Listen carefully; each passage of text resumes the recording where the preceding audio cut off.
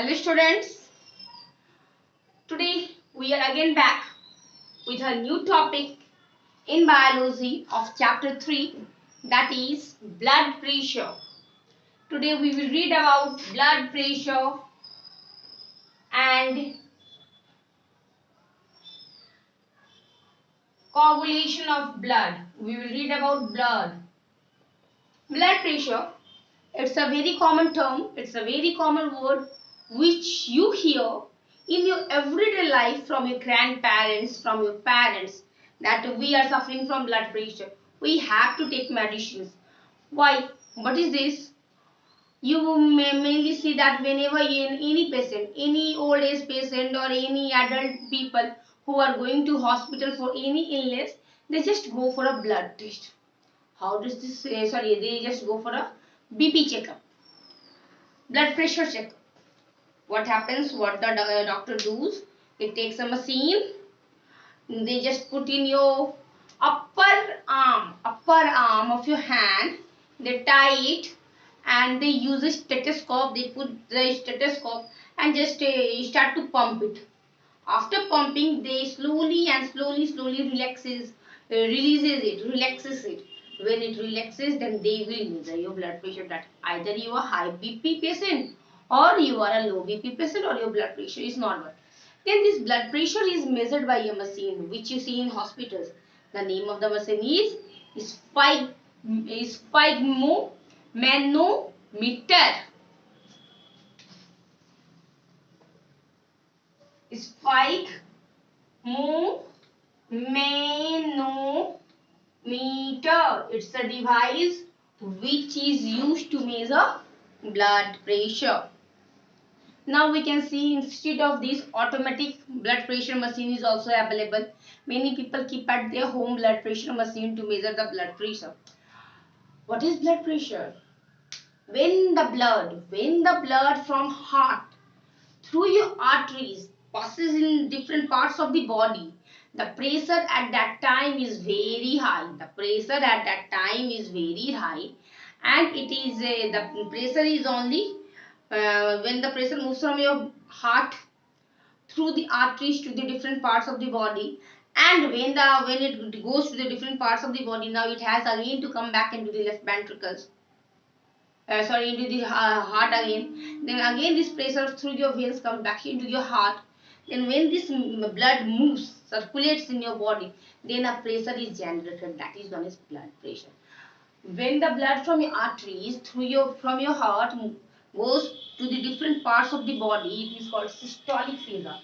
It is called systole. And when the blood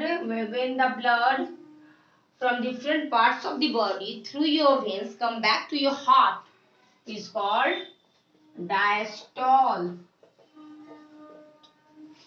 To the body through what? Through arteries. I am writing short. Back to the heart.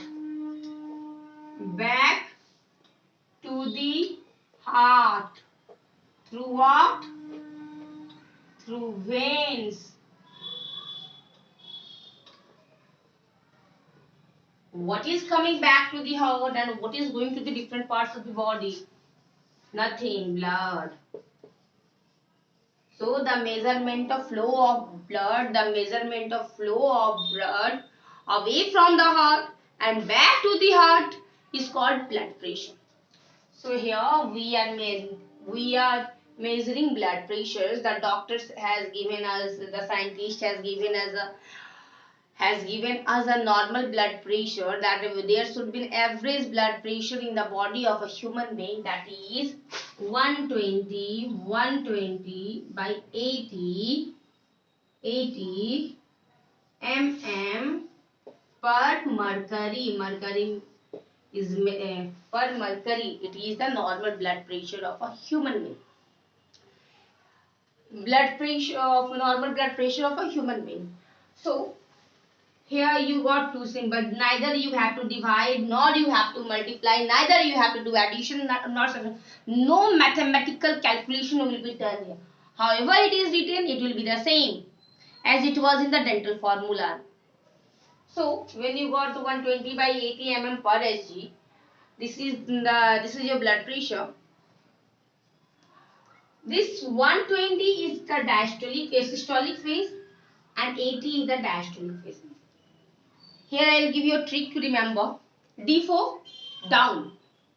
So the down pressure is diastolic pressure. S for up. S is the systolic. When you got one another you can write. D for down, that means diastolic will come in the down part, and the leftover is S, that is the systolic, it will come in the uppermost part. So 120 is the diastolic pressure. Diastolic pressure by systolic pressure. It is 120 by 80 mm per Hg. Okay. We know that blood pressure is of two types. Many people are suffering from blood pressure at a very young age also, due to any headache, any type of injury or any other problems. So the blood pressure changes from time to time and from different body parts. If you measure blood pressure, it's not always the same, it's not always constant, it just differs. The blood pressure of a young people, young person and old person also differs. So when this average 120, suppose it exceeds to 140 by, it was 80, I am writing here 90 mm per Hg. That means the person is suffering from high BP. High BP. If a person is having 100 by 70 mm per Hg, then again the person is suffering from a disease that is known as low BP. In both the conditions, we have to take some precautions. Otherwise, we will have heart attack. The disease which are caused to the blood pressure is heart attack.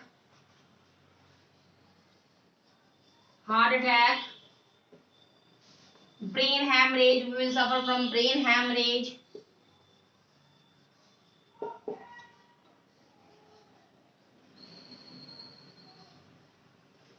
We will suffer from stroke, paralysis, etc. And kidney failure, many more diseases. BP is just, we can say, oh, it's a very small word, nothing it will. No, it's a silent killer. Whenever a person is suffering from BP, he should go for a medication properly every day as on the advice of the doctor. Should go regular BP checkup. Should have proper diet, whatever the doctor is prescribing. Or commonly we know that a person, if they are having high BP, they should not take raw salt. They should not eat more and more spicy, oily and salty product. But in the case of low blood pressure, the person can take excess amount of salt. As we know, in this condition, the blood from the heart is going through the arteries, going to the different parts of the body. The pressure at that time is very high. And when the blood is again returning back to the heart, to the ventricles, the pressure is all again very high. In that condition, the rate of the measurement of the blood pressure in the entire body part from the heart again back to the heart is called blood pressure. Blood pressure, as I said earlier, it is of two types, low and high. What you have to do in low, what you have to do in high. Low blood, always if a person is suffering from blood pressure, they will have headache pain, they will feel like nausea. These are the common symptoms of the blood pressure patients. They will always be angry in the high blood pressure case. Always they will be highly angry on a little bit matter, these things. Okay. Always the blood pressure is measured in the upper artery of your hand, not in the lower part. Upper artery. It is measured by a machine known as manometer. Okay, the name of the device is sphygmomanometer. Now we will read about blood. Coagulation of blood. For starting coagulation of blood, let's discuss about blood little bit. What it is, blood.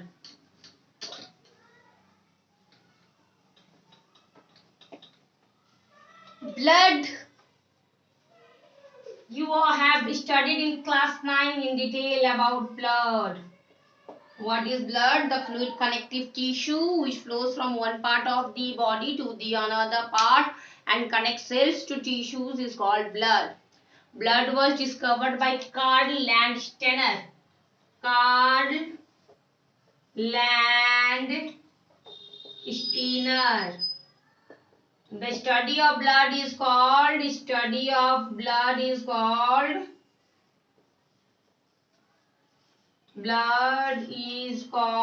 hematology.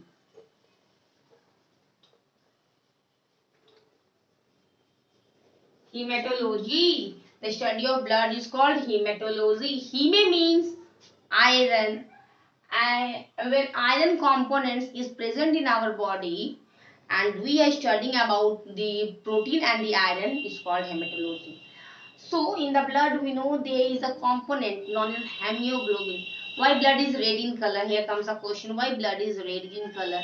The blood is red in color due to the presence of iron component, ferrous component. So where is this ferrous?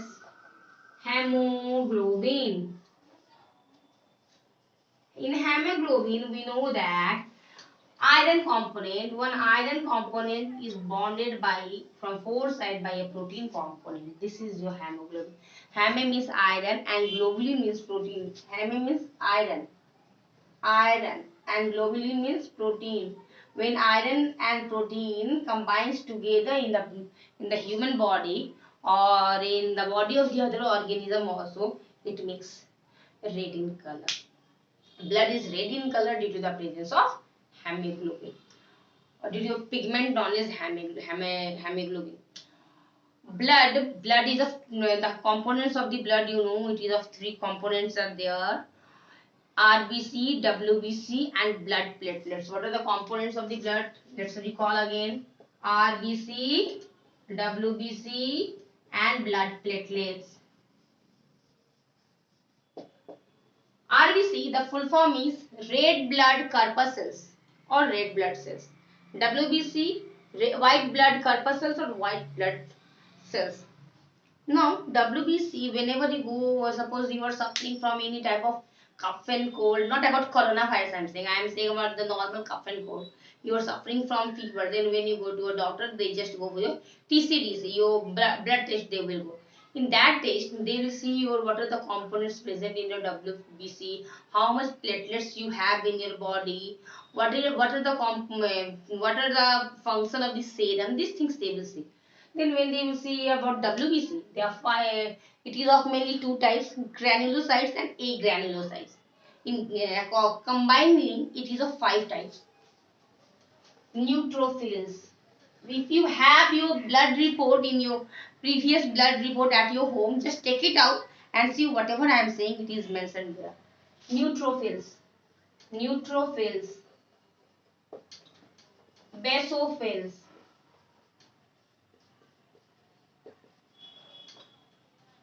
monocytes,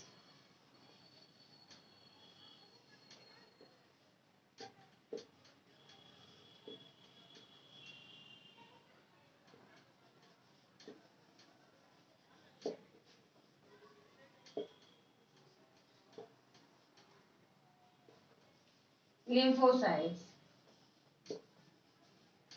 Sorry, leukocytes.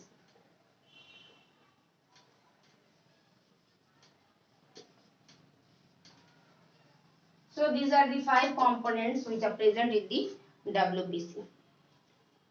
Platelets. Now we will discuss about platelets. What is platelets? Platelets. So you know these things. You have gone through these things in your early childhood days. and but you don't know what it is. Whenever you fall, whenever you get any injury, you get a cut, then you see that blood starts to flow out. When the blood starts to flow out, after 2 to 3 minutes, there is a thin pale yellow colored layer formed, that is fibrinogen or thrombokinase thromboplastin layer, which helps the excess flow of blood from your body, which helps the excess flow of blood from your body and prevents your body from loss of the blood. In this condition, what happens? Here, a coagulation is very much compulsory. If there will not be coagulation in our blood, in our body, then all the blood from our body will just come out whenever we get a minor cut. Then also, in that condition, we will suffer from hemophilia and thalassemia. These are the disorder in which clotting is not formed in our body. In this condition, in the coagulation system, what happens? Whenever we get cut, then immediately after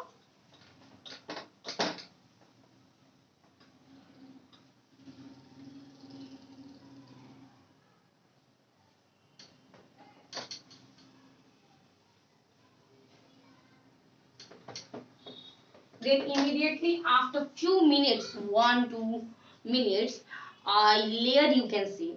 In that condition, whenever we get cut, immediately an enzyme is released. That enzyme is released known as thrombokinase kinase, and this thrombokinase releases another enzyme, that is prothrombin.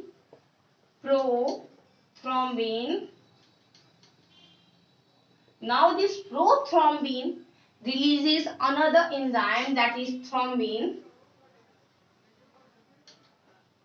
Now this thrombin releases fibrinogen. Now this fibrinogen releases serum, and serum is the last product which helps in clotting of the blood. Clotting begins. So these are the further steps in blood clotting. Whenever we get a cut, immediately an enzyme thrombokinase is released, and this thrombokinase enzyme is converted into another substrate that is prothrombin. Now this prothrombin is converted into thrombin. Now when this thrombin is connected into fibrinogen is converted into fibrinogen, and fibrinogen is the layering, the pale yellow color we can see from the layers of the wound and coming in the middle, and there is a reddish blood clot on the topmost surface of our injuries, and serum is again serum is made. Now these are the four types of blood clot. These are the types of blood clotting. How the steps occurred in the blood clotting and helps in the excess flow of blood from your body. And there are two diseases which are genetic diseases. These occurs when when parents are married, when people are married from their own relatives. Then a disease occurs, hemophilia and thalassemia. This disease, hemophilia, is known as royal disease. In this condition, when a person is getting cut in any part of the body, the clotting of the blood does not occur. In that condition, there is a loss of blood from the body and the person immediately dies. Now we know blood groups. How many types of blood groups are there? There are mainly 4 types of blood groups.